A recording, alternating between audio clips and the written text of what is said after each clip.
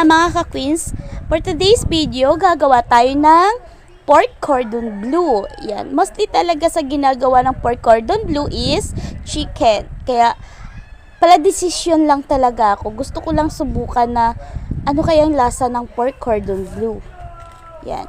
Yang harina, nilagyan ko lang ng black pepper oyster sauce, pampalasa.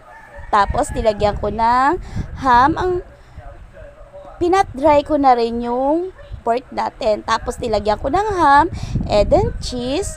Tapos, isusunod natin ang milky cheese ng Magnolia para mas masarap.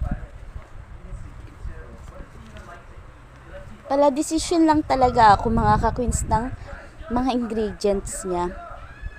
Actually, hindi talaga ako marunong magluto. Iyan ay pinanood ko lang din sa YouTube. Tapos, i-roll natin yan mamaya-maya. I-dip natin sa mixing ng harina para kumapit ang breadcrumbs mamaya. Roll natin, tapos i-dip natin sa tinimplahan kong harina. Iyan ay pinukpok ko na rin siya para lumapad at lumambot. Madali siyang lumambot. Yung pagprito mo is hindi siya matigas pag kinagat natin. Kailangan natin pukpukin para mas lumapad at mas malambot. Yan. Susunod natin ang breadcrumbs. Tapos, ilalagay na natin ang ginawa nating ham, pork at saka cheese para maging cordon bleu. Bakit kaya tinawag siya na cordon bleu? Hindi naman siya kulay blue. Bakit kaya? Paki-comment down nga mga ka-queens kung bakit siya tinawag na chicken cordon bleu o pork cordon bleu. Bakit siya tinawag na gano'n? Hindi naman siya kulay blue. Para siya para siyang bikat.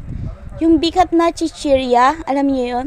Tapos, sabi bikat daw, pero pagbukas may oval naman, di ba? Ang gulo. Ang gulo nila maglagay ng pag sinabing bikat, dapat sana B. Kasi yung nila oval. Hindi bikat yun, oval cut. Chares. Ayan.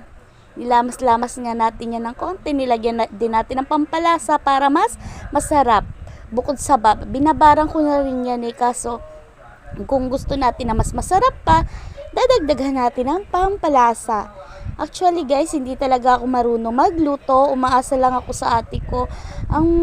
Siguro ang niluluto ko lang sa adobo, fritada, yan, prito-prito. Pero mga sinasabi na mga gulay na mga bulang lang, mga, ewan ko, basta mga gulay-gulay, hindi ako marunong magluto niyan Yan lang ang alam ko. Tapos kanin, sunog pa palagi.